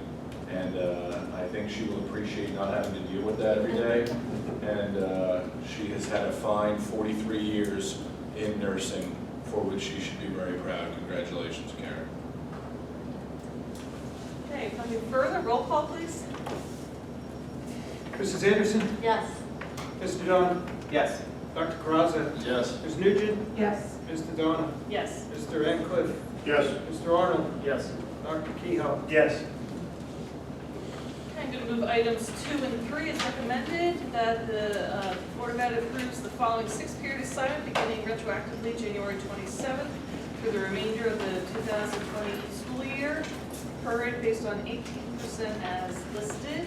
And then number 3 is recommended that the Board of Ed approves the following 6-period assignments beginning retroactively January 27th, 2020 until such time as a new teacher arrives, which I believe is This week. yeah. As listed below. I have a second. Second. Discussion? Roll call? Mr. Dunn? Yes. Dr. Karatza? Yes. Ms. Nugent? Yes. Mr. Donna? Yes. Mr. Ankliff? Yes. Mr. Arnold? Yes. Mrs. Anderson? Yes. Dr. Kehoe? Yes. Okay, I'm gonna move items 4 and 5, as recommended by the superintendent. The Board of Ed approves the extended sick leave, FMLA leave of absence to employees 6/14 as listed March 9th. And then number 5 is recommended by the superintendent. The Board of Ed approves the extended sick FMLA leave of absence to employee 12/07, effective March 18th until such time as the employee is released to return to work during the 2019-2020 school year. Have a second? Second. Discussion? Sorry. Roll call. Dr. Crossan, Yes. Ms. Nugent, Yes. Mr. Dillon, Yes. Mr. Ancliffe, Yes.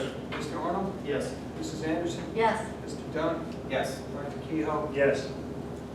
And finally, we move items 6 through 8. It's recommended by the superintendent that the board approves a 6-period assignment for Jill Retz and Ann Yavarino, thank you, to teach our graduate portfolio class.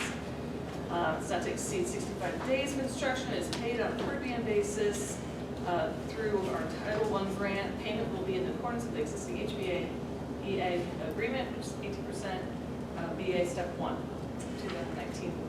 2019-20 Teacher's Salary Guide. Number 7, it's recommended by the Superintendent Board of Education approves the following substitutes for the remainder of the school year as listed. And number 8, it's recommended by the Superintendent, the Board approves the following mentor for provisional teacher listed and authorizes payroll deduction and payments for the mentor fees during the remainder of the 2020 school year, and the balance to be paid in the 2020-2021 school year as listed. Can I have a second? Second. Discussion? Roll call? Ms. Nugent, Yes. Mr. Dillon, Yes. Mr. Ancliffe, Yes. Mr. Arnold, Yes. Mrs. Anderson, Yes. Mr. Dunn, Yes. Dr. Crossan, Yes. Dr. Kehoe, Yes. Extracurricular. Me too? No. Okay, good.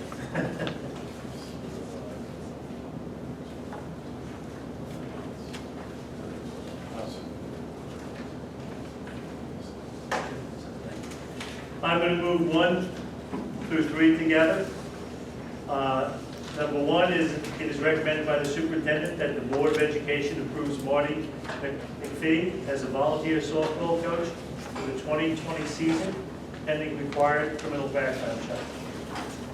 Item 2, it is recommended by the superintendent that the Board of Education approves the overnight trip for the competing members of the wrestling team to attend the state tournament being held March 5th through March 7th in Atlantic City. And item 3, be it resolved that the board approves retroactively Monday, February 17th, 2020 as Nick Boyle Night. Can I get a second? Second. Any discussion? Seeing no discussion, roll call? Mr. Dillon, Yes. Mr. Ancliffe, Yes. Mr. Arnold, Yes. Mrs. Anderson, Yes. Mr. Dunn, Yes. Dr. Crossan, Yes. Ms. Nugent, Yes. Dr. Kehoe, Yes. Policy, there are none at this time? If I could, I'd like to, back in December, we had discussion and we were looking to approve the second reading of the transgender policy.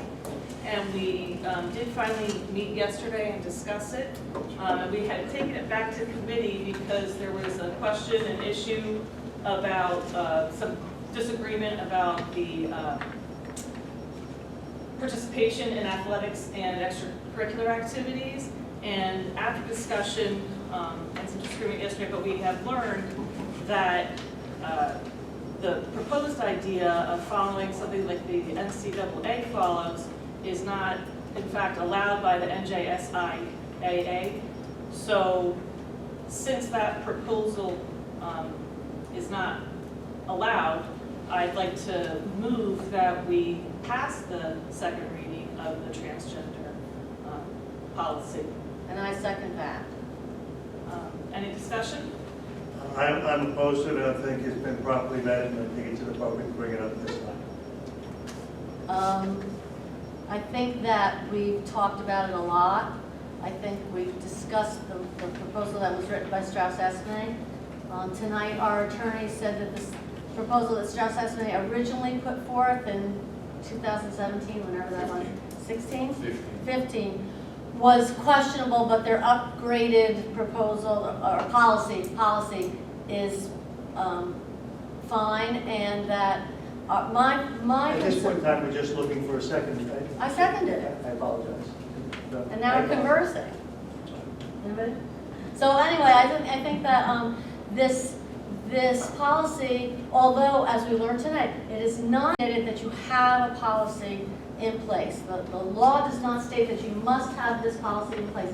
However, it is beneficial to particularly our staff, if not also our students and community, to know what the law states. And rather than have to go to a legal forum and find that written law and read the legalese of statute from New Jersey, having a policy in place on our website that is easily read, easily understood, is beneficial to our staff and our students and our community as to what the law has in place for us, and that we can follow what the law has in place for us. I think it's a fabulous idea.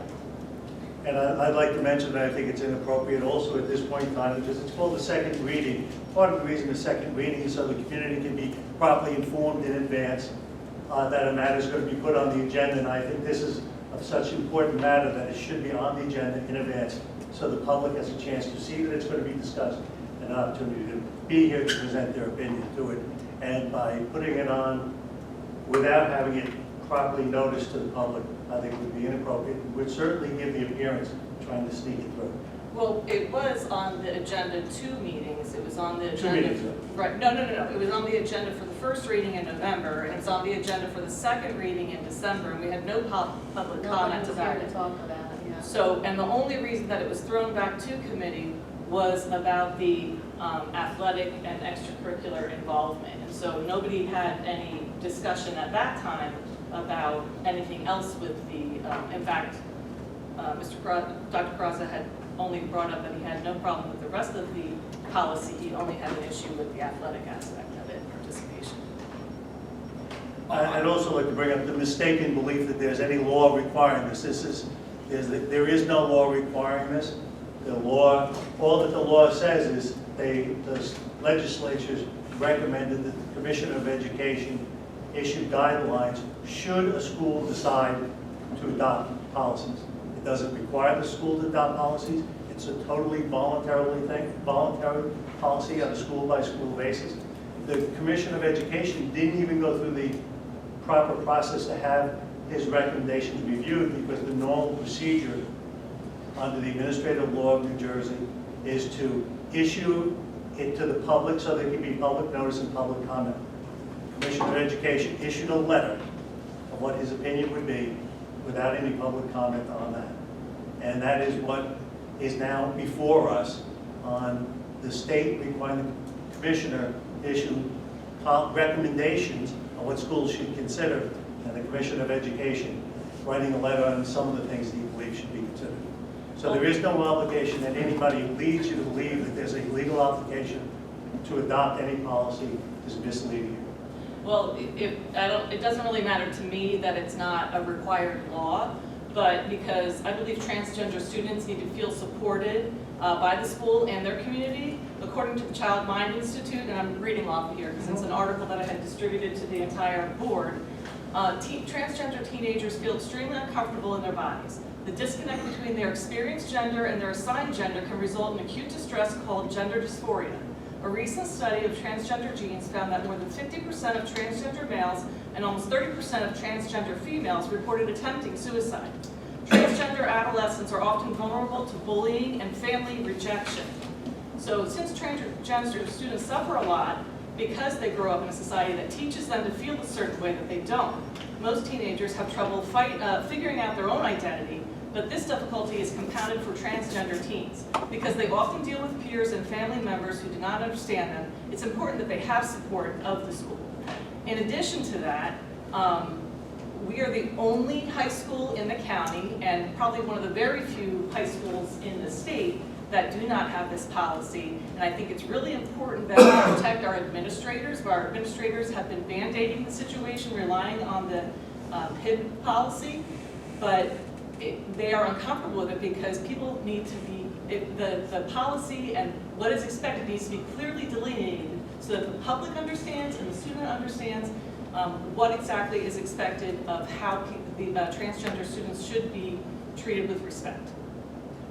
Mr. Talabay, I'm sorry to interrupt. Mr. Talabay, she said that you're uncomfortable handling the harassment policy, is that the case? I don't know if this is the proper forum to speak about that. I don't know if this is the proper forum to speak about that. Well, it was just brought up. I do know that we have guidelines, recommendations from the NJDOE that we have been following for several years now. So to go along the lines of what you're talking about, we do have specific guidelines that the NJDOE recommends as rights and guidelines that we have to follow for student rights. And you're comfortable And handling we the are harassment policy? following those as recommended by the NJDOE. And can I ask you about how many transgender students have identified themselves at the school so far? Is that a question okay to answer? I don't know if I it is, would- I wouldn't It's just answer the number of that. students. I don't know. It's the number of students. I wouldn't answer that. I would think that we should get counsel before we bring that up at the table. All right, then I recommend we shelve the consideration of the matter until we have adequate information to make a determination on whether it's appropriate to implement a policy. Mr. President, I think you had comments down here. Yeah, I'm sorry, Mr. Keel, the one thing I would say is that I think, I agree with you in as far as I don't think we should be voting on this tonight. It's not on the agenda. Obviously, it's going to get voted on at some point in the near future. I think the current events in our community, especially within one of our sending districts, has shown that the public at large has an interest in this policy. And although perhaps they did not show up at the second reading, which I believe was in our December meeting, if I'm not mistaken. Yes.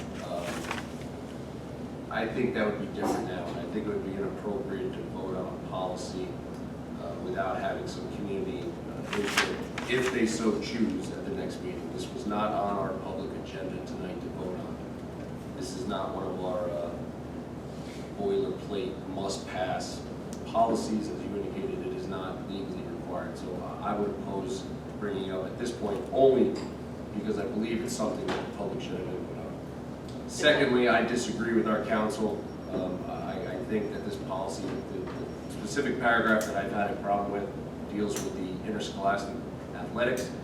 I believe this policy creates an unfair competitive disadvantage to our female athletes. I believe it opens us up to potential Title IX lawsuits and violations for creating unfair competitive situations for our female athletes. And quite frankly, I think it's something that should be explored more, perhaps with additional legal advice and maybe second opinions. There has been no litigation in this in the state of New Jersey. There is litigation going on in 7 states across America at this point. So again, you were right, Mr. Donut, earlier when you indicated my only problem with the policy was the athletic paragraph, the interscholastic athletic paragraph. I believe the first 7 pages of the policy appropriately protect the transgender students' individual rights. But again, when it comes to the athletic paragraph, my position has been and continues to be that it creates super rights, if you would, for a poorly put together phrase, to the detriment of our, potential detriment of our female athletes. And that's why I will continue to oppose it. But again, it should not be done, it should not be voted on tonight without public comment. Go ahead.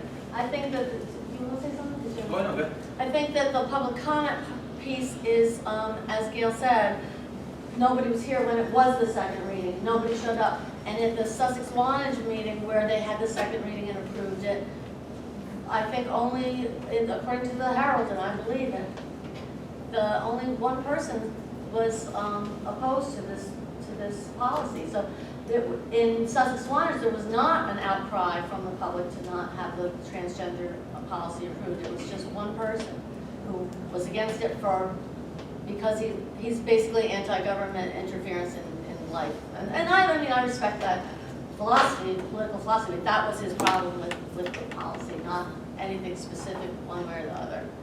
And again, it was 2 months, we didn't hear anything, and we've actually had some time, we even delayed it last month, and we finally got to get more information. And then we met yesterday, and it became apparent that what was being proposed, the only reason we had sent it back to committee was for that. So I don't really feel like we're trying to slip anything through. We've had it out there for 4 months. I would just, I'm sorry, Mr. Dunn, just one brief point. Our last meeting was several days before Christmas.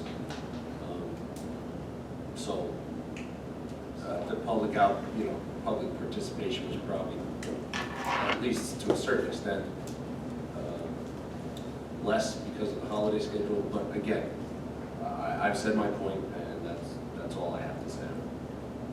So I don't know that I have a problem with the policy as it was provided us by our policy writing company.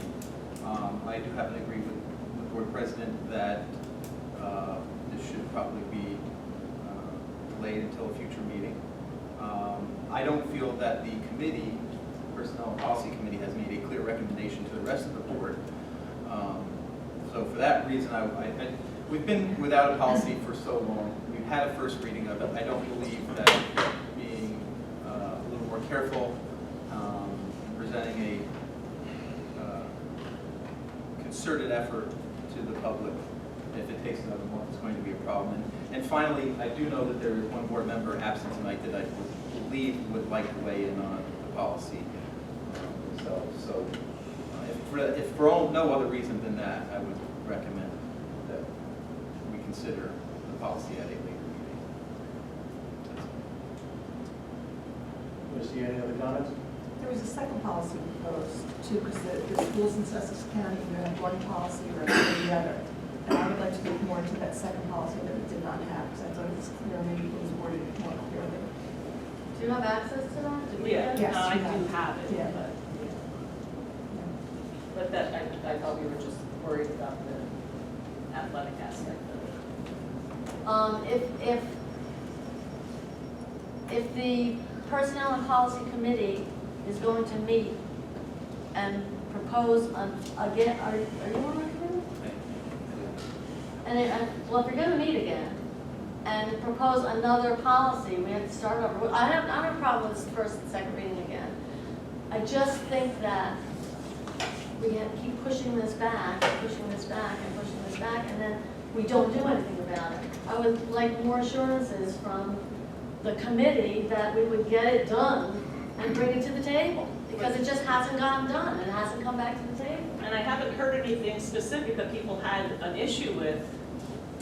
Yesterday was finally the first time that I heard what specifically people wanted. And then I felt there was great discussion in that committee.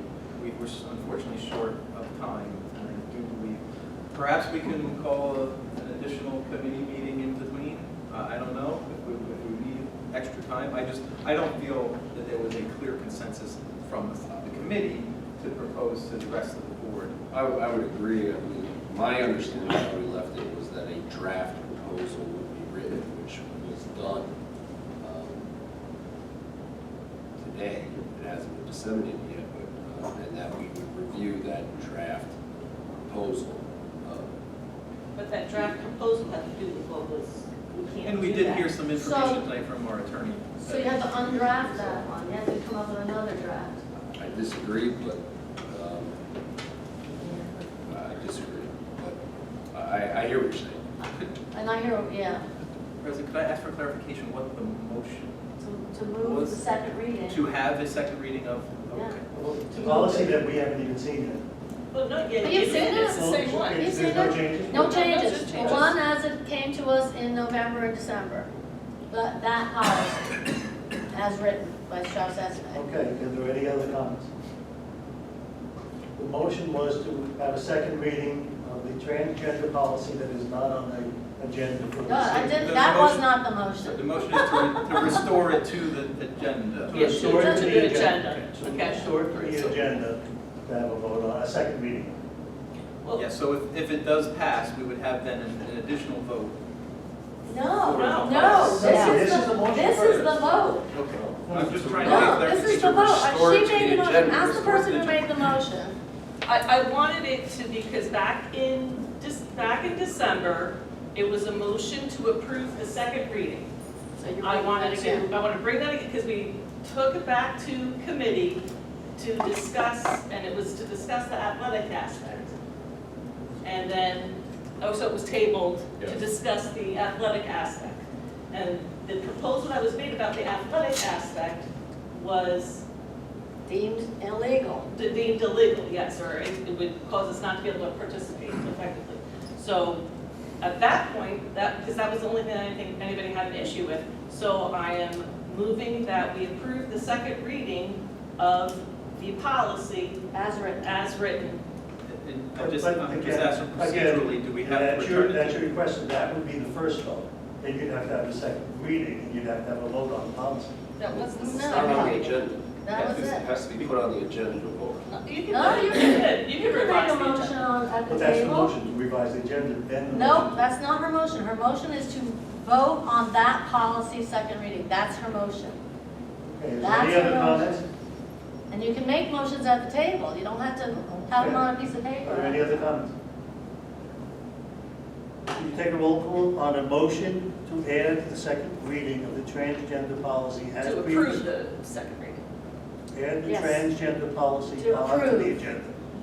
It's not on the agenda, so it It, can't be approved. it's, no, it doesn't have to be on the agenda. It's, we're making a motion at the table, correct? Vote, So she's making a motion Just to to approve approve the the second second Second reading. reading, Agenda policy as written. yes. So roll call. Welcome. Mr. Radcliffe? No. Mr. Arnold? Yes. Mrs. Anderson? Yes. Mr. Dunn? For the reasons I mentioned, no. Dr. Kraza? No. The reasons I mentioned. Ms. Nugent? No. Mr. Donah? Yes. Mr. Kehoe? No. The motion is no by a count of 5 to 3. Okay. Moving on to negotiations, there's no items at this time. Building and grounds, there's no items at this time. Finance, In finance, I would like to move items 1 through 5 jointly. Number 1 is recommendation the board accepts the report of the board secretary business administrator for the month of January 2020. Item 2 is recommendation the board accepts the report of the treasurer for the month of January 2020. Item 3 is recommendation the board approves the report of transfers and minimum expenses to transfer report for the month of January 2020. Item 4 is a recommendation the board approves the payment, for payment of the attached schedule of budget bills dated February 18th, 2020. And item 5 is a recommendation that the board accepts the adult education agency account, athletic account, cafeteria account, principal petty cash, and school store account for the month of January 2020. I make a motion seeking a second. second. Any discussion on items 1 through 5? Seeing none, could I have a roll call, please? Mr. Arnold? Yes. Mrs. Anderson? Yes. Mr. Dunn? Yes. Dr. Kraza? Yes. Ms. Nugent? Yes. Mr. Donah? Yes. Mr. Radcliffe? Yes. Dr. Kehoe? Yes. All right, I'll move all the remaining items separately. Item 6, the recommendation that the board approves High Point Regional High School Board of Ed 403B Basic Plan Document Number 8 and 403B Adoption Agreement Number 3. I make a motion seeking a second. Second. Any discussion on that very exciting topic?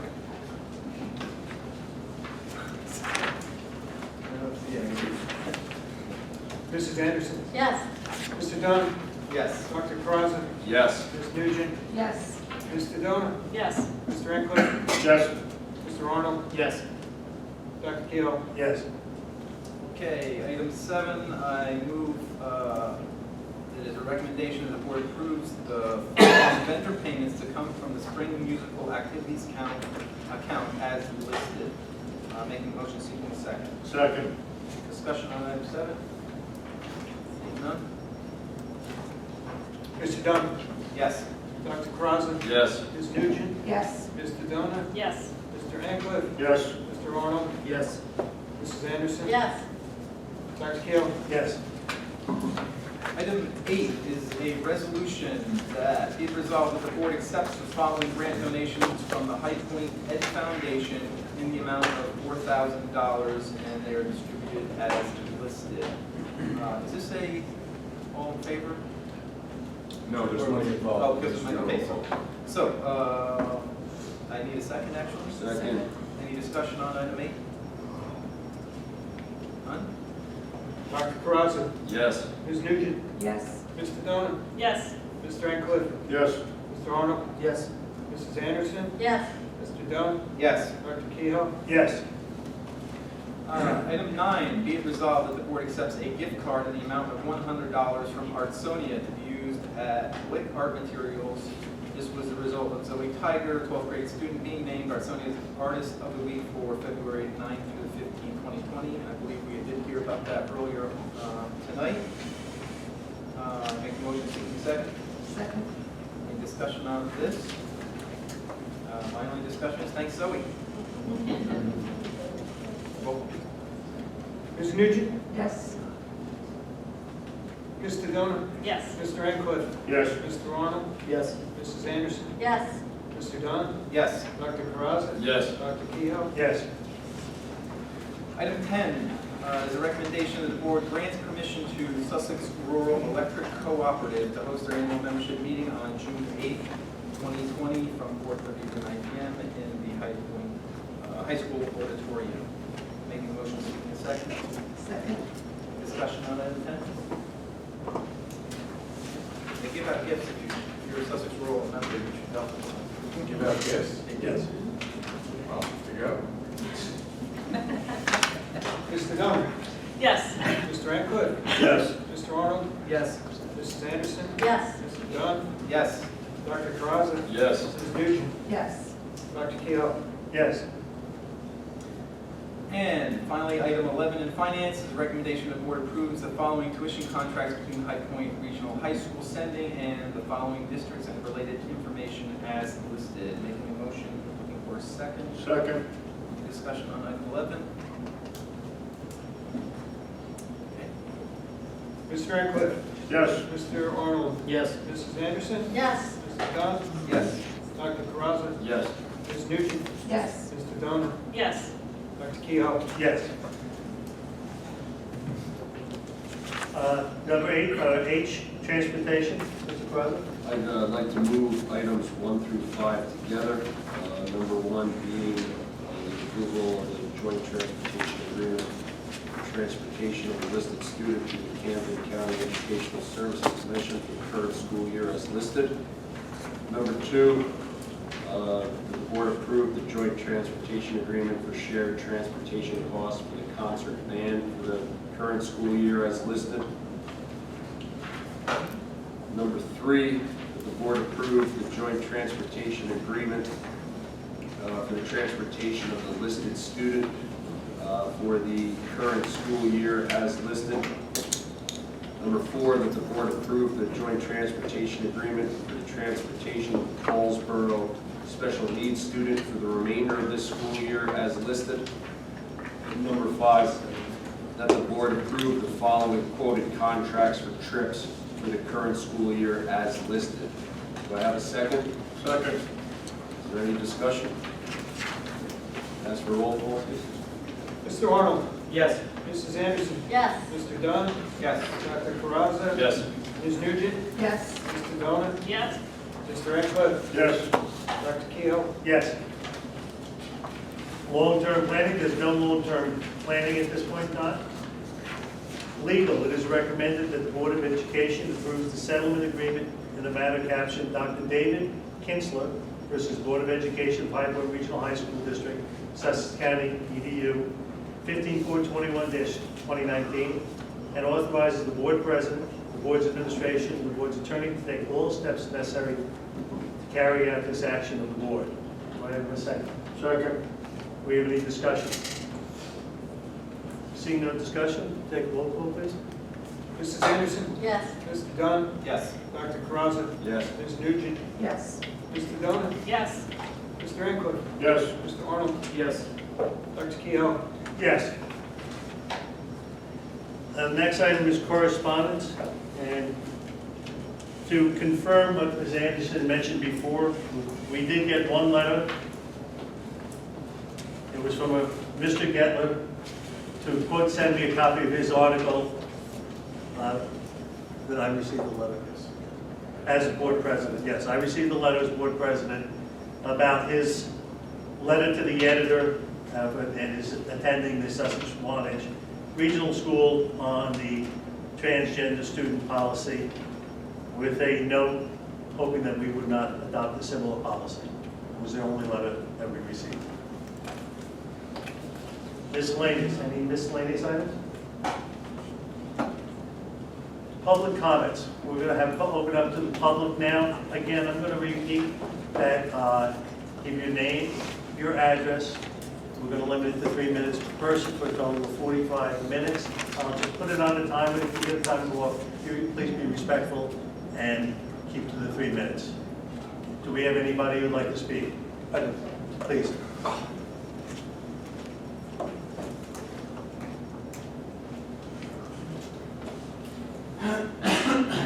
Chris Carney, Frankfurt Township. Can you hear me?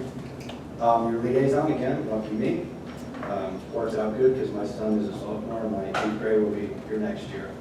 A couple things, I'm glad you guys didn't vote on that because if you're missing your second reading by 2 months, you really need to start over. It's transparent. As an outside guy looking in, it seems a little sneaky. I hate to say that to Mrs. Padilla and Mrs. Anderson, but it does. It seems like just shady. Perception is everything. That's what people are going to get. Bad perception.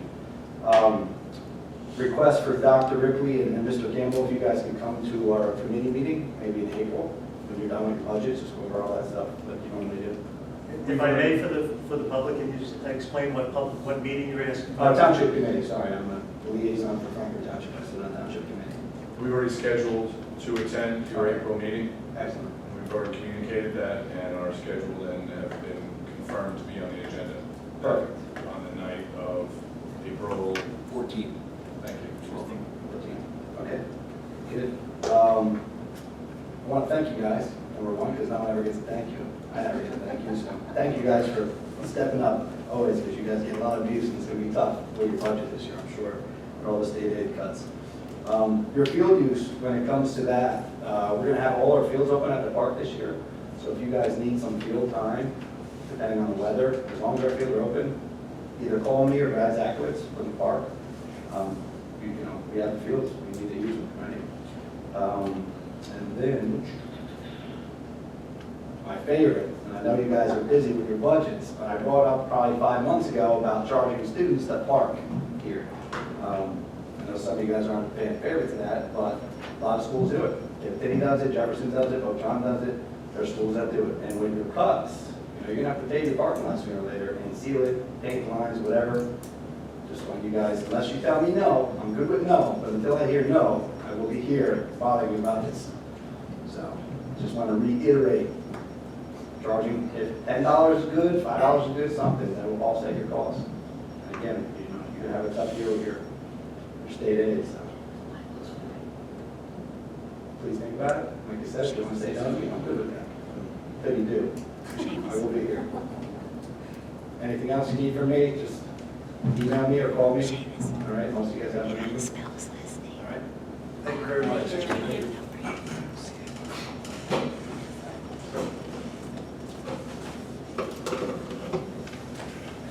And Andy Diaz, Sussex Borough, and as a staff member of Jefferson, we are no longer going to be charging $100 per parking spot, because as long as parking is tied to discipline, you pay for a parking spot, how can you take it away from me? And that was the pushback from the parents, and this was the only year that they did charge it. So if it is tied to discipline, it's going to get pushback from the parents. Thank you. Do we have anybody else who'd like to make any comments? All right, seeing nobody else, let me make public comments. Non-committee board member reports or comments? Any other business?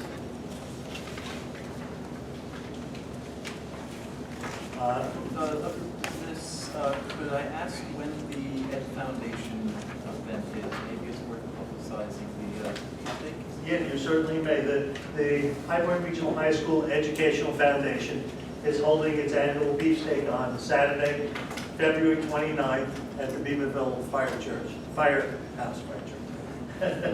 It kind of is. Yeah, there's a little bit of a religious experience, but it's open. There's still some tickets left, and if anybody's interested in attending, please contact us for tickets.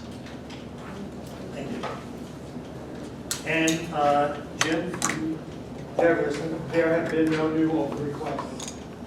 all right. Then, seeing no other business to transact, we have a motion to adjourn. Motion. Second? All in favor? Aye. All opposed? Seeing nobody opposed, meeting is adjourned.